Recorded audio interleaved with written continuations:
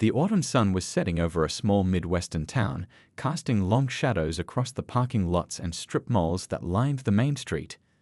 Donald Trump had just finished another energetic rally at the local convention center, where thousands of supporters had gathered to hear him speak. His throat was dry, and his stomach growled. It had been hours since his last meal. "You know what?" Trump said to his head of security, rubbing his hands together. "I could really go for a Big Mac right now." He glanced out the window of his armored vehicle, spotting the familiar golden arches glowing in the distance. The security team exchanged worried looks. This wasn't part of the plan. A spontaneous stop at McDonald's wasn't in their carefully crafted security protocol, especially with the massive crowd of supporters still dispersing from the rally. "Sir, we should really head straight to the airport," his chief security officer suggested, checking his watch. "Air Force One is waiting, and the schedule." Trump waved his hand dismissively, a familiar glint in his eye. "Come on, folks, when's the last time we did something fun? Something normal? Look, the people in there," he pointed at the McDonald's. "Those are real Americans, working people, my people. And I'm hungry." The security team knew that look. When the former president made up his mind, there was no changing it. They quickly radioed ahead, coordinating with local law enforcement to secure the area. Within minutes, the presidential motorcade was pulling into the McDonald's parking lot, causing quite a stir among the dinner crowd. Inside, the regular customers couldn't believe their eyes as Secret Service agents filed in, surveying the restaurant with professional precision. The teenage cashiers behind the counter stopped mid-conversation, their jaws dropping as they realized who was about to walk through their door. The restaurant manager, a middle-aged woman wearing a crisp McDonald's uniform, rushed to straighten her name tag and smooth her hair. This was definitely not a typical Tuesday evening at her restaurant. As Trump strode through the door, the fluorescent lights gleaming off his signature hairstyle, phones immediately came out. People started whispering and pointing, some excitedly nudging their companions. A few kids waved enthusiastically, and Trump gave them his characteristic thumbs up. "Just a regular American getting dinner, folks," he announced to the restaurant with a grin, joining the line like any other customer. The scene was almost comical. One of the most famous people in the world, surrounded by earpiece-wearing security agents, standing in line at McDonald's studying the menu board like he hadn't ordered the same thing countless times before. The atmosphere in the restaurant was electric with excitement and disbelief. Some people were already posting on social media, their fingers flying across their phones. "You won't believe who just walked into McDonald's." The evening news would definitely have something interesting to report tonight. But this unexpected dinner stop was about to become much more than just an amusing anecdote about a former president's fast food craving. None of the people in that McDonald's knew they were about to witness something that would go viral across the internet and spark conversations across the country. As Trump waited patiently in line, rehearsing his order in his head, 2 Big Macs, fries, and a Diet Coke, the usual, he had no idea that he was about to be thrust into a situation that would test his character in front of dozens of recording smartphones. The events that were about to unfold would remind everyone that sometimes the biggest moments happen in the smallest places, and that standing up for what's right doesn't require a political stage or a prepared speech. Sometimes it just takes being in the right place at the right time, even if that place happens to be a McDonald's in Middle America. The line at McDonald's moved slowly, giving everyone plenty of time to sneak glances at the former president. Trump stood patiently, occasionally waving at children or giving a friendly nod to starstruck customers. The smell of fresh fries and grilled burgers filled the air, mixing with the buzz of excited conversations and the beeping of the cash registers. 3 people ahead of him in line stood an elderly Asian American woman. She couldn't have been more than 5 feet tall, wearing a neat purple cardigan and sensible shoes. Her silver hair was pulled back in a tidy bun, and she gripped her purse with both hands as she waited to order. Trump noticed how she kept checking the menu prices, carefully counting out her change in advance. That's when it happened. A tall man in a wrinkled business suit, who had been fidgeting impatiently in line, suddenly turned to the woman and started speaking loudly. "Hey, you're taking too long," he snapped, his voice cutting through the regular restaurant chatter. "Some of us have places to be." The woman flinched but said nothing, clutching her purse tighter. The man, apparently encouraged by her silence, continued his tirade, his voice growing louder and nastier with each word. "Why don't you go back to wherever you came from? We're all sick of you people bringing your diseases here." The restaurant fell silent. The teenage cashiers froze, wide-eyed and uncertain. A mother quickly covered her young son's ears. The woman's shoulders hunched forward as if trying to make herself even smaller, her hands trembling as she held her purse. Trump's security team tensed, ready to move at the slightest signal, but their protectee wasn't looking at them. His eyes were fixed on the scene unfolding before him, his expression changing from surprise to something harder to read.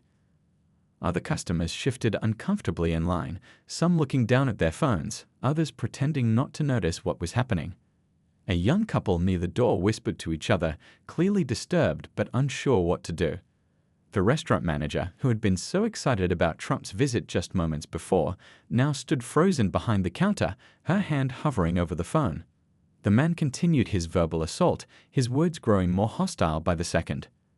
"First you people bring the virus, now you're holding up the line. Can't you read English? The menu's right there." The elderly woman finally spoke, her voice barely above a whisper. "I'm American. I was born in Ohio." Her words were clear but shaky, carrying a lifetime of dignity in their quiet defiance. "Yeah, right," the man scoffed, rolling his eyes. "I bet you don't even have proper papers. People like you are ruining this country." The restaurant's security camera silently recorded everything, its red light blinking steadily in the corner. Dozens of smartphones were out now, their owners torn between documenting the incident and looking away in shame. The air in the restaurant had become thick with tension, everyone waiting to see what would happen next. Nobody expected what happened next. As the man opened his mouth to continue his rant, a familiar voice cut through the tension like a knife through butter.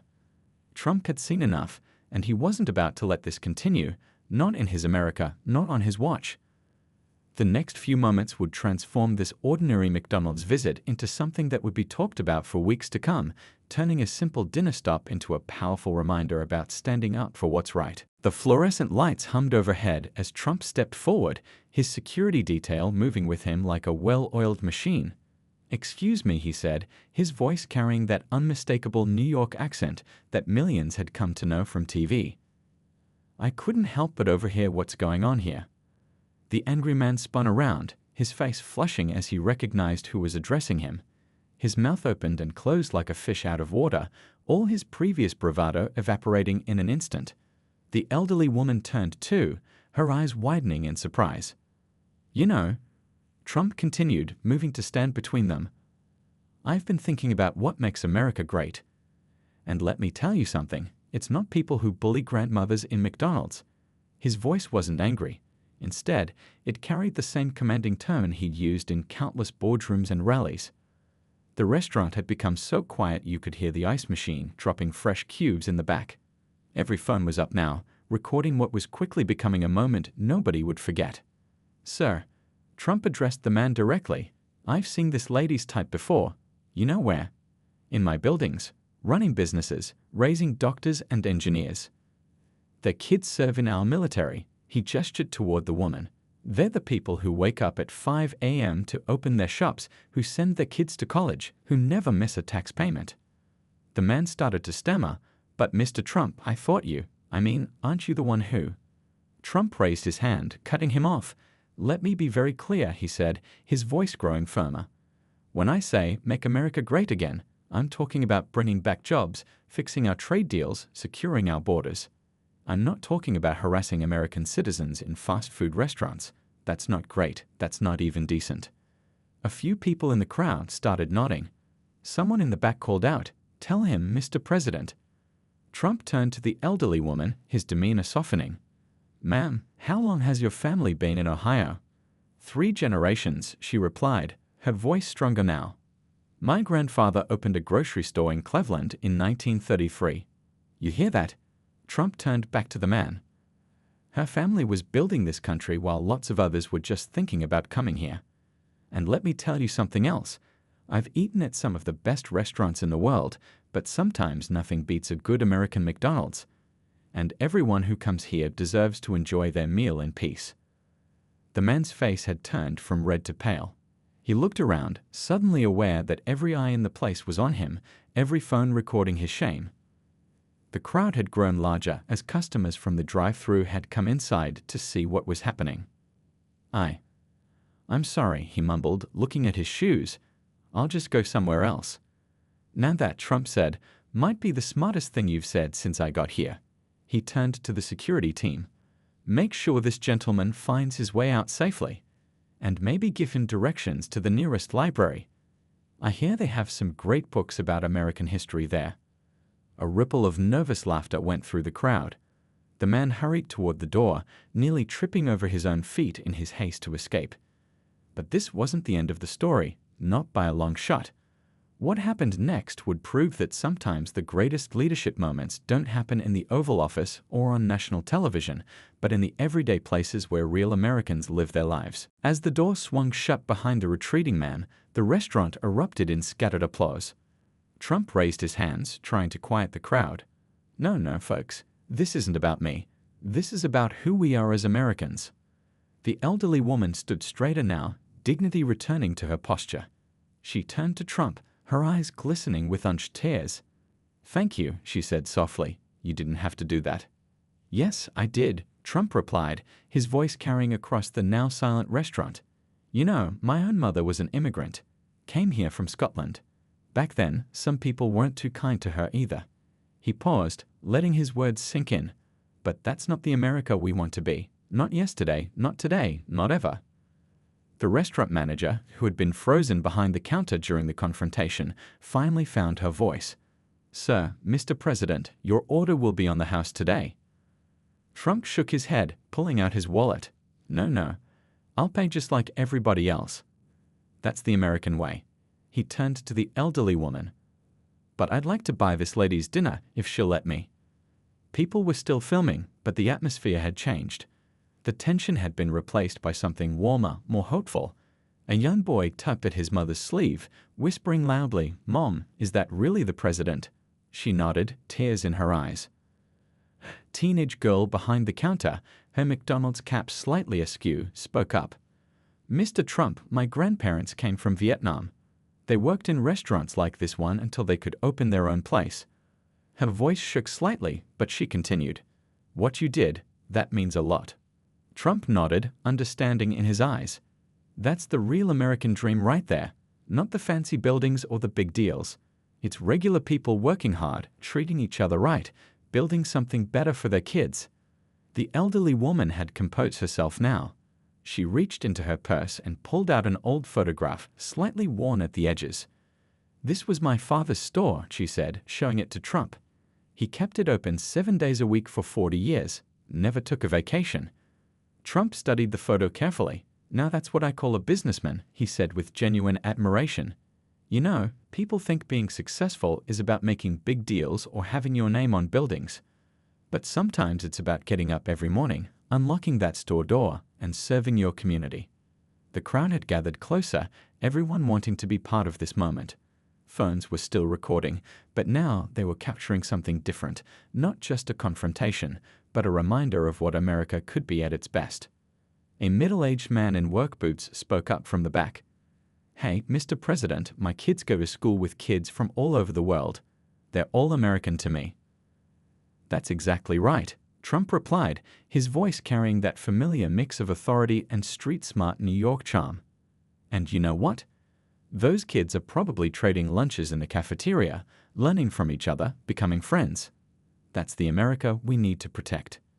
The scene was transforming into something nobody had expected when they'd stopped for dinner that evening. But the story wasn't over yet. What happened next would show that sometimes the smallest actions can have the biggest impact, and that true leadership isn't just about handling big crises, but about the quiet moments that change hearts and minds. The McDonald's dining room had transformed into something extraordinary. People who had come in as strangers were now talking to each other, sharing stories about their own families' journeys to America. The evening crew behind the counter worked with renewed energy, proud that their everyday workplace had become the scene of something special. Hey folks, called out a truck driver in a worn denim jacket, my wife's watching this live on my phone right now. She's crying. says this is the America she remembers from when she first came here from the Philippines. Trump nodded, understanding. You know what's amazing? He said, looking around the restaurant. Every single person in here probably has a story like that. A grandfather who worked 3 jobs. A mother who learned English at night. A kid who became the first in their family to go to college. The elderly woman had finally gotten her order, a simple cheeseburger and small fries. Trump insisted on carrying her tray to a table, his security detail adjusting smoothly to this unexpected development. As they walked, she told him more about her family's story. My father worked 18 hours a day in that store, she said, her voice steady now. He learned every customer's name. During the big snowstorm of '78, he kept the store open, letting people buy on credit because the banks were closed. A young couple at a nearby table overheard. The wife pulled out her phone, showing everyone a photo. Look, that's my grandmother's restaurant in Chicago. She started with just a hot dog cart. More people began sharing photos from their phones, old family businesses, grandparents in their first American jobs, parents at citizenship ceremonies. The McDonald's had become an impromptu museum of American dreams. The restaurant manager wiped tears from her eyes as she approached their table. Mr. President, I've worked here for 15 years. Never thought I'd see something like this. My own parents, they had a similar experience when they first opened their dry cleaning business. Trump listened intently, his usual larger-than-life persona softening into something more reflective. You know what's really special about this moment? He asked, addressing everyone. It's not about politics. It's not about left or right. It's about right and wrong. It's about remembering who we are. A group of high school students who had been recording everything put down their phones and started helping the elderly staff members clean up tables and organize the dining room. One of them explained, my history teacher always says we should be part of the solution, not just observers. Outside, word had spread. Local news vans were starting to arrive, their lights illuminating the parking lot. But inside, something more important was happening. People were exchanging phone numbers, making plans to visit each other's businesses, promising to stay in touch. The elderly woman finished her meal and stood up, smoothing her cardigan. I need to get home, she said. My grandson is coming over tonight. He just got accepted to medical school. Trump's face lit up. Now that's what I call making America great. What's he going to study? He wants to work in rural communities, she replied proudly. Says there aren't enough doctors in small towns. The story was far from over, but something had already changed in that small-town McDonald's. The night was turning into something nobody had expected. A reminder that sometimes the greatest moments in American history don't happen in grand halls or on battlefields, but in simple places where regular people choose to stand up for what's right. As the evening wound down, Trump noticed the elderly woman gathering her things to leave. His own Big Macs were getting cold, but somehow that didn't seem important anymore. Wait, he said, let me tell you about my grandparents. The woman paused, settling back into her chair. The crowd respectfully gave them space, though phones were still recording from a distance. Trump's security team maintained their vigilant watch, but even they seemed touched by the unfolding scene. My grandfather came to America with nothing, Trump began, his voice softer than his usual public speaking tone. He started as a barber in New York. Back then, people looked down on immigrants from Germany, just like they did with people from Asia, from everywhere really. He pulled out his own wallet, fishing out an old creased photo. Look at this, that's my mother Mary. She came from Scotland. Worked as a maid at first. People made fun of her accent, but she never let it stop her. His voice carried a rare touch of vulnerability. You know what she taught me? She said, Donald, in America, it doesn't matter where you came from. It matters where you're going. The woman nodded, understanding in her eyes. My mother used to say something similar in Chinese. The meaning was the same, look forward, not backward.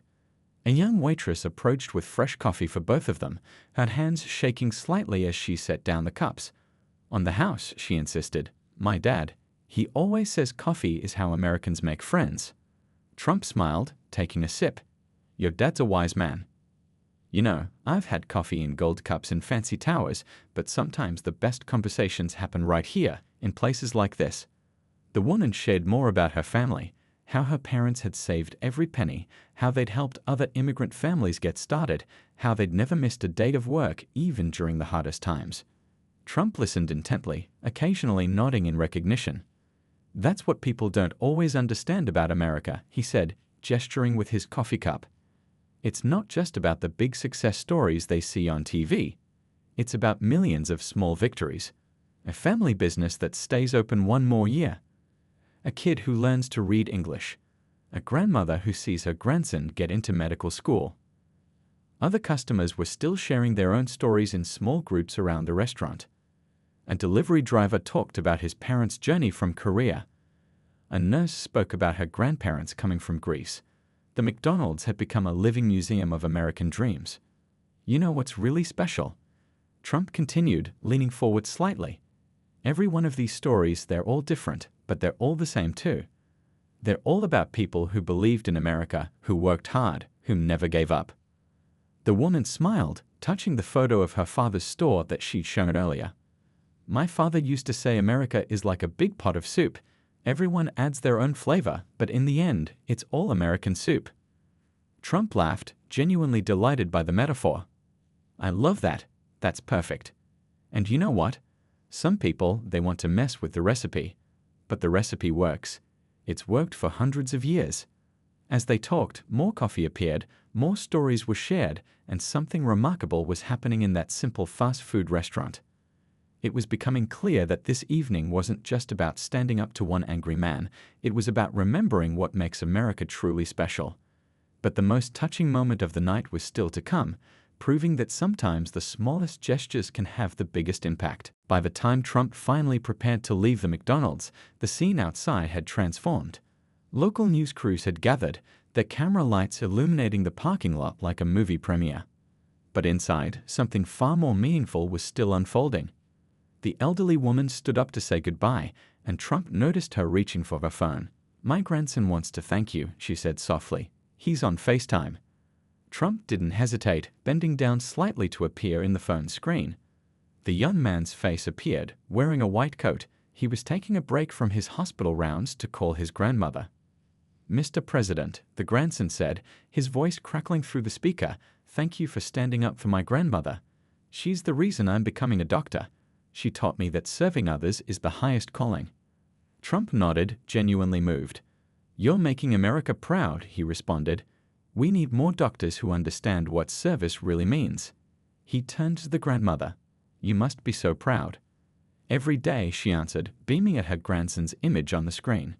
As word spread about what had happened, social media exploded with videos from different angles, each capturing a piece of the evening's events. But what touched people most weren't the confrontation or the famous face, it was the simple moments of human connection that followed. The restaurant manager approached Trump one last time, holding a paper bag. "Sir, we packed fresh Big Macs for you and your team. They're still hot." She paused, then added, "My daughter's watching all this online right now. She's writing a school paper about immigration. This will be her conclusion chapter." Trump took the bag with a smile. "Tell her to write about tonight. Not about me, about everyone here. About how real Americans treat each other." As he prepared to leave, something unexpected happened. The elderly woman reached into her purse and pulled out a small package of homemade almond cookies. "I baked these this morning," she said. "Please take them." In our culture, sharing food means sharing blessing. Trump accepted the cookies with visible emotion, carefully tucking them into his suit pocket. "These," he announced to everyone watching, "are more valuable than anything in Trump Tower." Outside, the crowd had grown. People from nearby businesses had gathered, drawn by the news that something extraordinary was happening at their local McDonald's. As Trump emerged, followed by his security team, spontaneous applause broke out, not the kind you hear at political rallies, but something more genuine, more heartfelt. The next morning, as videos of the incident went viral, comments poured in from across the country. But they weren't about politics or parties. They were about moments that touched people's hearts. The grandmother sharing her cookies, the grandson in his doctor's coat, the high school students helping to clean tables, the truck driver's wife crying as she watched. A week later, the local Asian American Community Center received a surprise. a handwritten letter from Trump, along with a framed photo of him and the elderly woman sharing coffee at McDonald's. The letter read simply, "Thank you for reminding me what makes America truly great. It's not the buildings or the deals, it's the people who believe in the American dream and share it with others." The elderly woman kept going to that same McDonald's for her occasional treats. The staff now knew her by name, and her usual order was ready before she reached the counter. Sometimes people would recognize her from the viral videos and ask to take pictures with her. She always smiled and agreed, but what she enjoyed most was sharing her own family's story with young people who wanted to learn more. The incident became more than just another viral moment or political statement. It became a reminder that in America, the biggest changes often start with the smallest acts of kindness, and that sometimes the best way to make a point isn't with grand speeches or bold gestures, but with simple human decency and a shared cup of coffee in a McDonald's on an ordinary Tuesday evening that turned out to be anything but ordinary.